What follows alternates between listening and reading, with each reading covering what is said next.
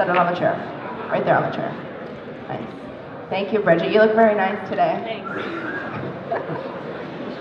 All right, folks. So today we have a very special guest. His name is Ali Shahidi. Mr. Shahidi is from Afghanistan and is currently attending Norwich University. He is a women's rights activist and has been dreaming of coming to the U.S. to attend college so he can return to Afghanistan and be a better advocate for women's rights in a country where women remain second-class citizens. So we'd like to invite up Mr. Ali Shahidi.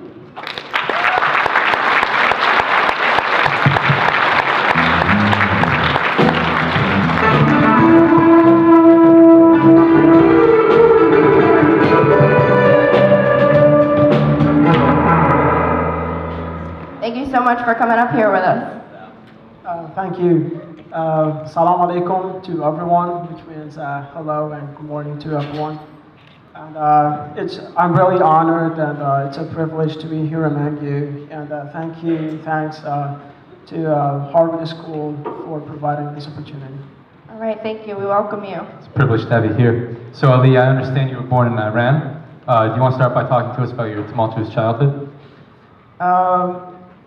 Yes, I was born in Iran and living in a different country as a refugee who fled their own country because of the Russian invasion was not easy. We were always reminded of our identity as refugees, but not as normal citizens. And we were deprived of privileges that any normal citizens of Iran had. So we went to refugee schools, and we were considered as second-class citizens. And not only at the schools, but also on public places, we were treated differently and in a very condescending way since we were just refugees. And it was really tough. The kids in Iran always used to call us by our Afghan identity as like, hey, Afghani kid, or like, hey, you Afghani boy. And not only calling us by our nationality in a very condescending way, but also they would, at some point, they would even steal or rob our properties because they thought that they can do that, and because they thought refugees can't fight them back, or they don't have the rights to fight them back. We were even banned of going to swimming pools. We were banned of going to public parks, and we were not allowed to use most of the public places and services in Iran just because we were refugees. Wow. That must have been tough. So why did your parents decide to move to Afghanistan from Iran? It was during the 9/11 that United States had a military involvement in Afghanistan to chase out the Taliban.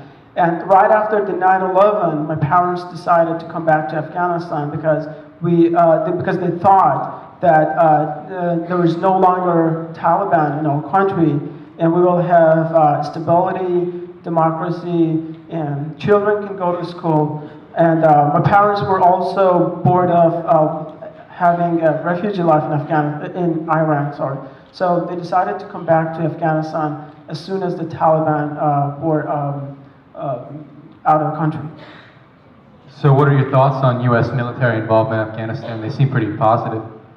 Yes, I'm very positive, and I'm very happy about the United States military involvement in Afghanistan.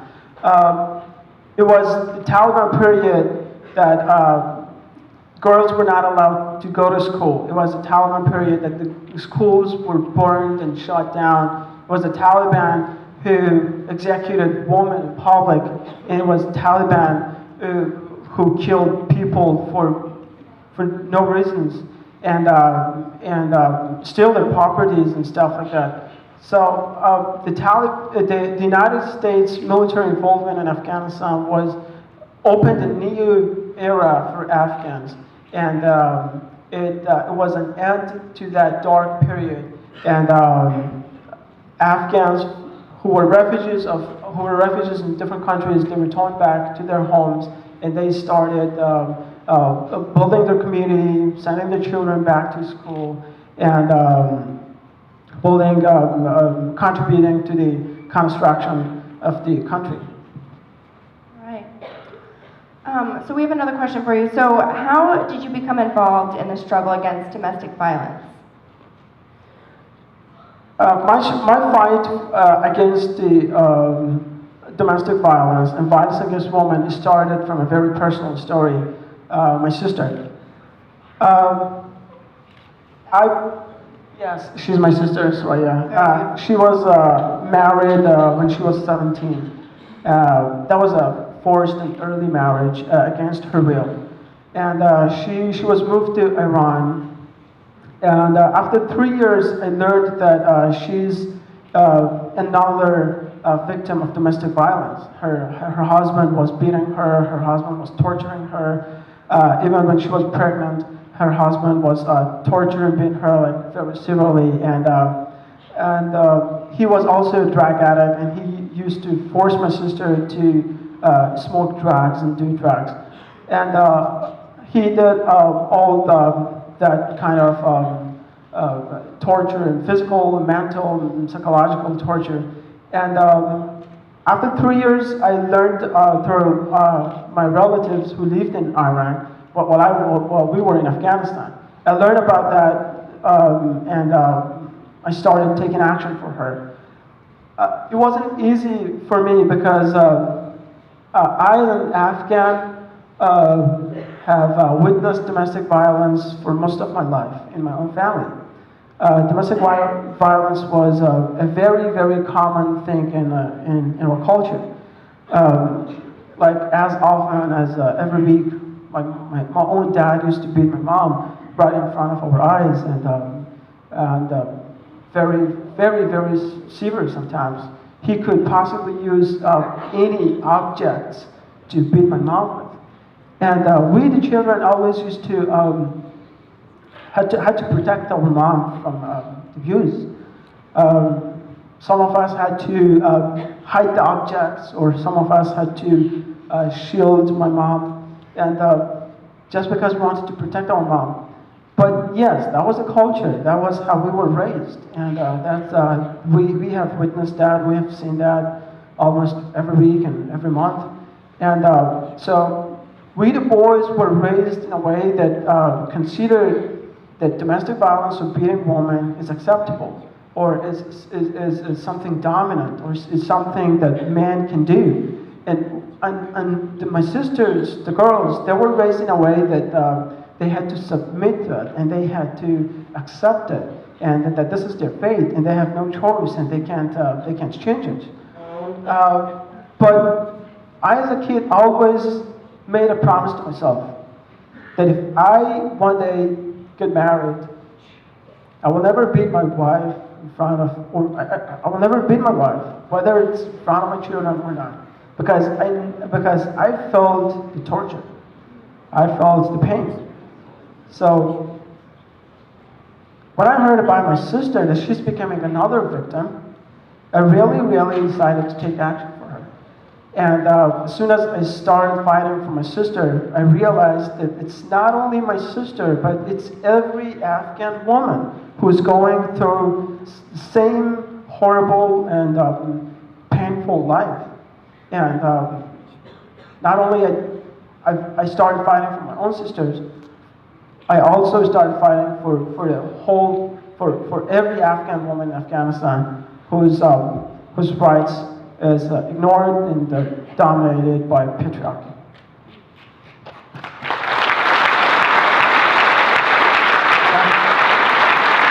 It's very brave, and it's almost heroic in a way to stand up for people who don't have much of a voice, from what I'm hearing, and people who are forced to, like you said, accept that that's their fate, and that you're making a change for that, and that's just, it's incredible, and I just...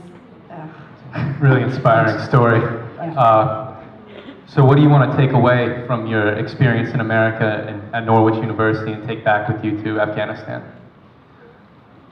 Life in the United States, the freedom that the United States has, the protection, the privileges, the advantages, the opportunities that the United States has, can equip me better as a better and as a stronger fighter for women's rights.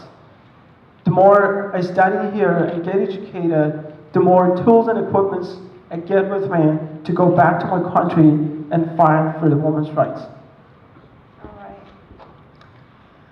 So, what is your experience like living in the U.S. and also at Norwich? What is education like here versus there, and what's it like living in Vermont? Coming to the United States for college was a dream for me, and I really studied hard and worked hard for it to come to the United States and go to college. So realizing this dream is really a happy moment and a happy part of my life. And going to college in here is very different, of course, from Afghanistan. You may not believe it, but in Afghanistan, teachers may even physically punish the students if they don't do their assignments and homework. Students don't go to schools full-time, but they go part-time. They go from 7 to 10, and then from 10 to 1, there's another shift, and from 1 to 5, there's another shift. So they're not provided food or drink and stuff. So it's very different from here. And the experience in the United States is, as I'm actualizing my dream, is a happy experience. At the same time, living in a different country, in a different culture, is sometimes challenging. It's hard to adjust with it, especially it was at the beginning. I have a funny story about my first day in the United States. When I landed at the airport, I had a 17 hours flight, so I was really tired and hungry. So when I landed in the airport in New York, I went to a local cafe to order a sandwich because I don't know any American foods. So I thought that a sandwich is a more international food, and that would be easy for me to order. And I studied English for many years in Afghanistan. I was even a translator and interpreter for foreign forces. So I didn't really think that I would lack English abilities for ordering a sandwich. But when I went to the cafe and asked for a sandwich, the waitress asked me a lot of questions like, what do you want it on? What band? Do you want it cheddar? Do you want Swiss? Do you want American? Do you want provolone? I was really shocked. Like, I didn't know what those words are and what those words mean, and I didn't know like what to answer. I told her like, excuse me, ma'am, I just want a sandwich. I don't know what that is. And she was kind of frustrated because she thought that I'm joking with her. And then she said, do you want a fountain drink or a bottle drink? I was like, I don't know what fountain is, what bottle is. I just want a soft drink. Just give me a drink. And she was frustrated. She gave me a drink. So that was really a funny and challenging experience at the beginning. Your first interaction with an American. Yes, exactly. Nice. So what kind of sandwich did you end up with? I don't remember what cheese was on it, but it was a chicken sandwich. At first I thought there were different names of chicken, actually. She made it really difficult for you, didn't she? Yeah, it was. Let's see. Do you enjoy the cold weather? Probably not.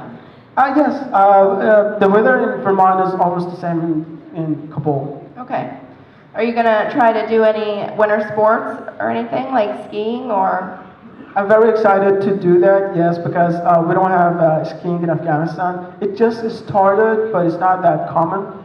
And like the football in here, the ice hockey and this stuff, they're not in Afghanistan. So I'm pretty excited to watch them, to see them, and even participate. Awesome. All right. So how long are you going to be in the United States for, and how long are you going to be attending Norwich? I'm here for the full 4 years program of undergraduate. All right. All right, so Ali will be in the cafe during B and C block. He's going to give a presentation, so you can come. Anybody's welcome to come and learn more about what Ali is fighting for and just the struggle with women's rights and talk a little bit more about his experiences in the U.S. So can we just have another round of applause for Ali? Thank you so much for coming. Thank you.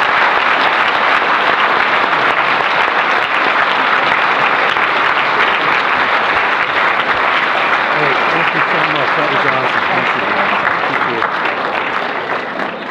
All right, thank you again so much for coming. We have